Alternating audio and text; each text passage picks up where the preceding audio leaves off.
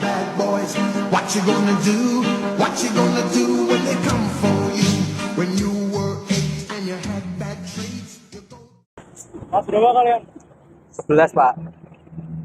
Mas sudah punya SIM belum? Belum Pak. Saya ini belum punya SIM, tapi naik motor belum jalan, gak pakai helm. Maaf Pak, terpaksa Pak. Nggak bisa terpaksa. Ya gitu deh Pak pokoknya Pak. Ya udah, ini karena kalian udah tahu kan salahnya di mana. Setelah ini saya akan kasih kalian hukuman. Hukumannya gampang kok. Tolong ceritain gimana proses kemerdekaan negara kita Republik Indonesia.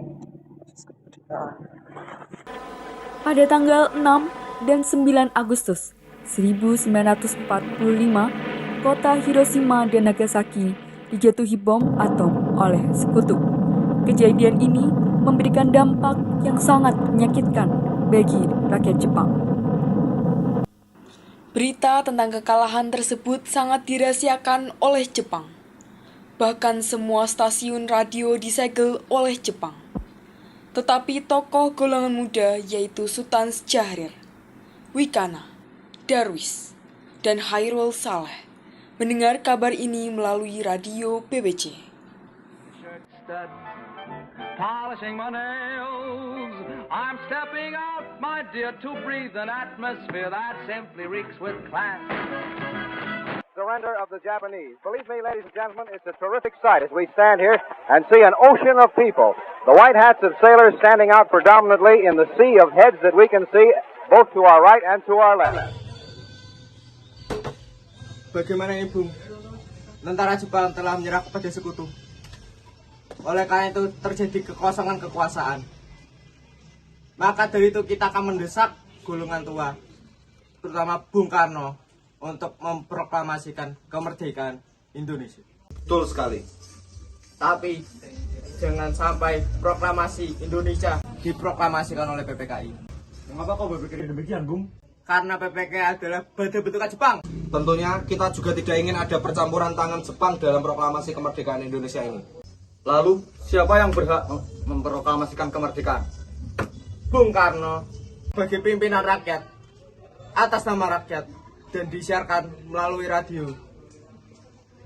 Tetapi permasalahannya, apakah Bung Karno setuju?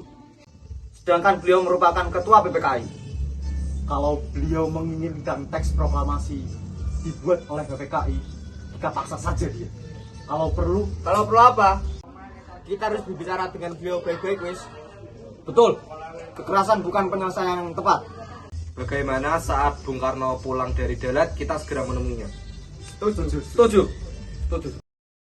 Keesokan harinya, pada tanggal 15 Agustus 1945 pukul 8 malam, golongan muda revolusioner mengadakan rapat di gedung lembaga bakteriologi di Pegangsaan Timur.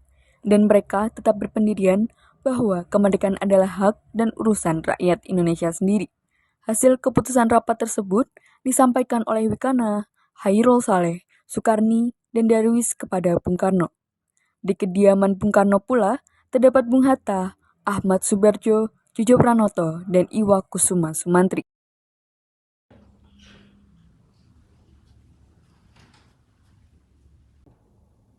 Selamat malam Bung Karno. Selamat malam.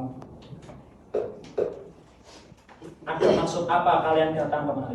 Sekarang malam ini kita korbankan revolusi. Kami siap mempertaruhkan jiwa kami. Apabila Bung Karno tidak segera menyiarkan pengumumannya malam ini juga, maka di keesokan hari akan terjadi pertumpahan darah dan pembunuhan yang banyak, Bung. Ini batang lehermu. Seretlah aku ke pojok itu dan potonglah lehermu malam ini juga. Jangan menunggu sampai keesokan hari. sudah, Bu, cukup. Jepang adalah bangsa silam. Kita sekarang harus menghadapi Belanda yang akan berusaha merebut kuasa kita. Jika kalian mampu untuk memproklamasikan kemerdekaan, mengapa kalian tidak memproklamasikan sendiri? Lantas, apakah kita harus menunggu kemerdekaan itu diberikan kepada kita sebagai hadiah? Benar itu, Bung. Mengapa bukan rakyat itu sendiri yang memproklamasikan kemerdekaannya? Mengapa bukan kita menyatakan kemerdekaan sebagai suatu bangsa? Kami bertiga telah merundingkannya dengan Jepang. Saya takut bahwa Jepang itu memiliki tipu muslihat, sehingga jika kita salah tindakan maka akan terjadi pertumpahan darah. Kekuatan yang segelintir ini tidak cukup untuk melawan kekuatan bersenjata dan kesiapan tentara Jepang. Coba, apa yang bisa kalian perlihatkan kepada saya? Dan bagaimana cara mempertahankan kemerdekaan ini setelah diproklamasikan? Sekarang, saya meminta waktu untuk berunding sejenak. Baik, jika kalian masih berteguh pada pendapat kalian, kami pamit undur diri, Bung.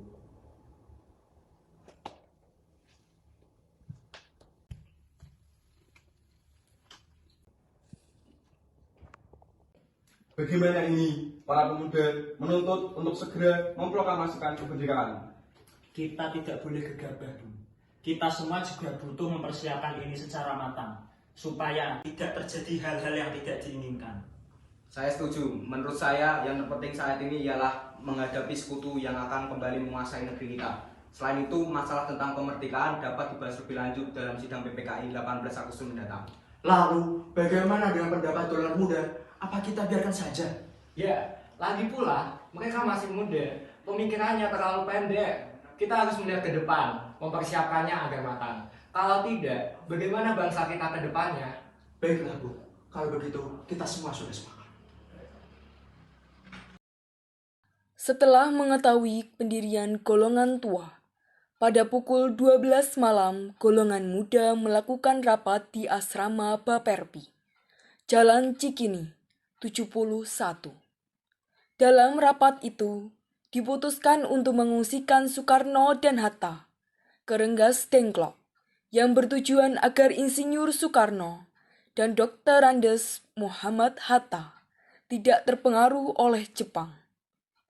Pada pukul 04.00 tanggal 16 Agustus 1945, Soekarno-Hatta dibawa ke Rengas Dengklok oleh Hairul Saleh dan tentara PETA.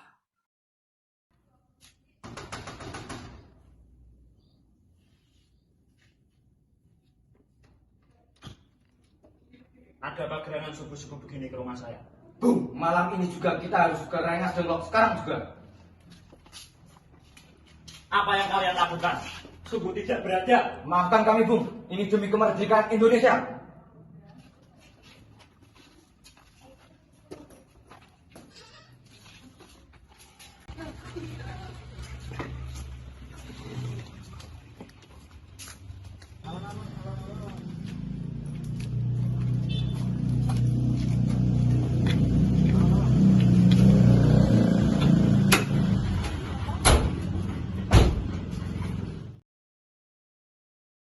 Di Rengas Dengklok, golongan muda kembali meyakinkan Soekarno bahwa Jepang telah menyerah dan proklamasi kemerdekaan segera dibacakan tanpa pengaruh Jepang.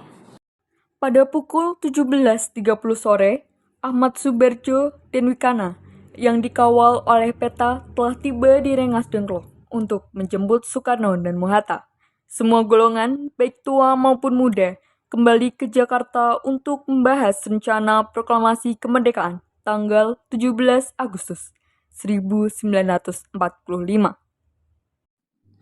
Sesampai di Jakarta, mereka menuju rumah Laksamana Tadashi Maeda di Jalan Imam Bonjol nomor 1.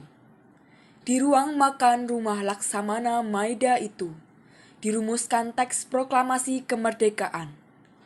Maeda, sebagai tuan rumah, mengundurkan diri ke kamar tidurnya di lantai 2 ketika peristiwa bersejarah itu berlangsung. Soekarno, Hatta, dan Ahmad Subarjo merumuskan naskah proklamasi di ruang makan.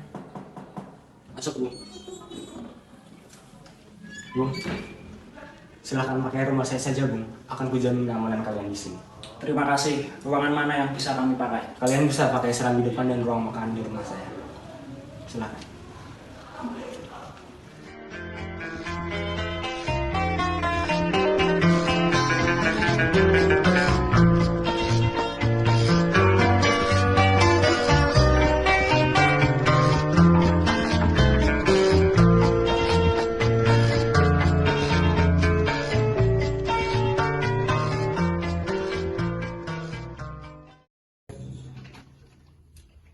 Keadaan yang mendesak telah membuat kita semua untuk mempercepat pelaksanaan proklamasi kemerdekaan. Rancangan teks telah siap dan saya harap kita semua dapat menyelesaikan pekerjaan ini sebelum fajar menyingsing. Bagi siapa saja yang hadir dalam rapat ini, mari kita menandatanganinya secara bersama-sama. Saya kurang setuju. Naskah proklamasi sebaiknya ditandatangani oleh Soekarno dan Hatta atas nama bangsa Indonesia. Baiklah, Sayuti, tolong ketikan. Baik, Bu.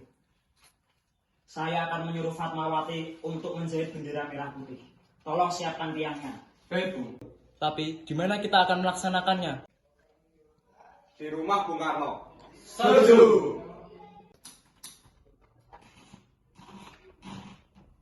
Ini Bu naskahnya, silakan tanda tangannya. Baiklah.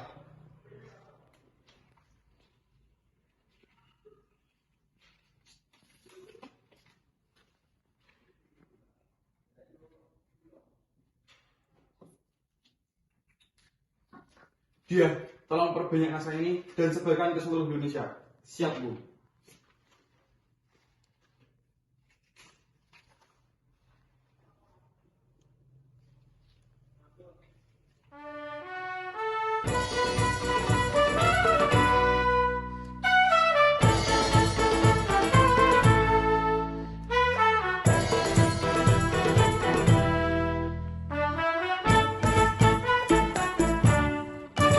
Lenggang, lenggang kangkung, kangkung di kebun kelapa. Lenggang, lenggang kangkung, kangkung di kebun.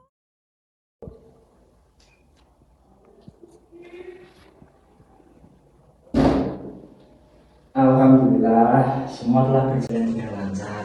Terima kasih Bu telah menemani saya di masa yang sulit ini. Terima kasih kepada Allah yang telah memberikan kita jalan untuk memproklamasikan kemerdekaan bangsa kita. Apakah kalian sudah mempersiapkan bagaimana proklamasi besok akan berlangsung? Sudah, kita akan melaksanakan upacara bendera yang diiringi lagu Indonesia Raya karya W.R. Supratman. Tapi bukankah kita belum memiliki bendera? Lantas bagaimana? Astagfirullah, Bapak sampai lupa. Bagaimana kalau Ibu saja yang menjahit benderanya? Tapi Ibu hanya punya kain merah dan putih saja. Apa tidak apa-apa? Tentu saja. Kalau begitu, buatlah bendera dengan sederhana. Baiklah, Ibu punya ide. Bagaimana kalau kita namakan saja benderanya Sang Saka Merah Putih? Baiklah, kita namakan benderanya Sang Saka Merah Putih.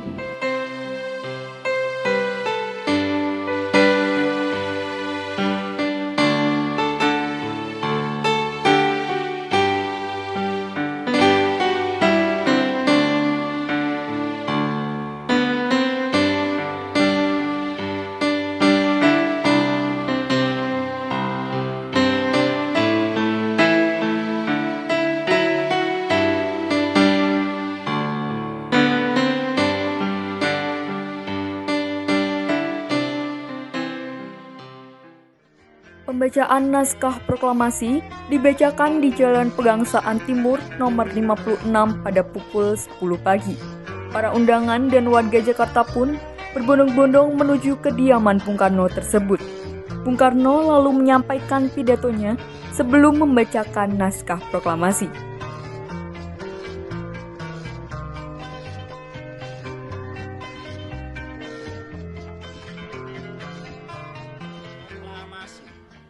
Kami, bangsa Indonesia, dengan ini menyatakan kemerdekaan Indonesia. Hal-hal yang mengenai pemindahan kekuasaan dan lain-lain diselenggarakan dengan cara seksama dan dalam tempo yang sesingkat-singkatnya. Demikian saudara-saudara, sekarang kita sudah merdeka. Tidak ada satu ikatan lagi yang mengikat tanah air kita dan bangsa kita. Mulai saat ini kita menyusun negara kita, negara merdeka, negara Republik Indonesia merdeka, kekal dan abadi. Insya Allah Tuhan memberkati kemerdekaan kita. Merdeka! Merdeka!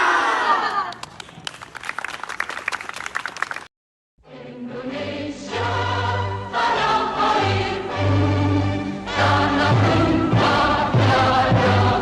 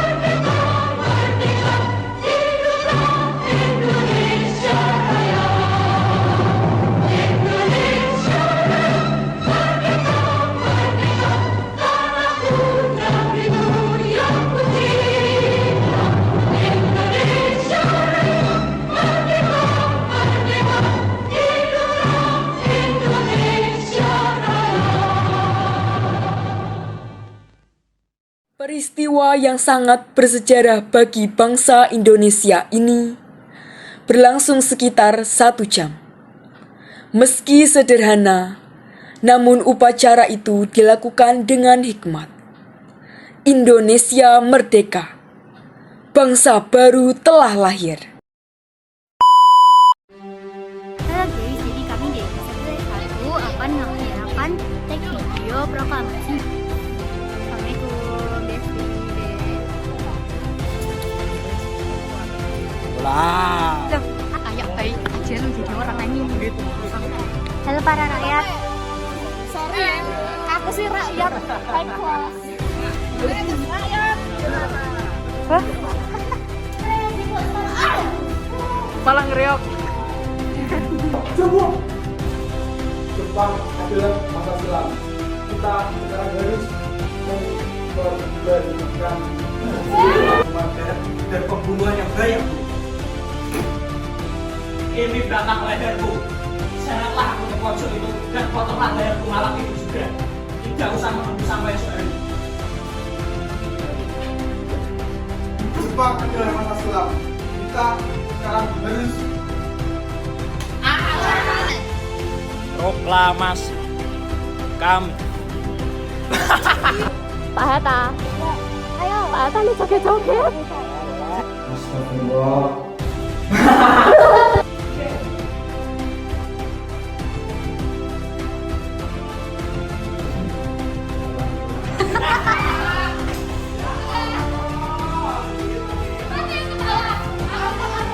Halo kameramen. Kameramen.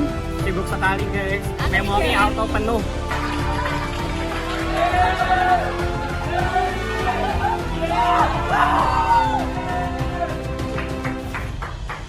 Pasangan ya mas. Pasangan.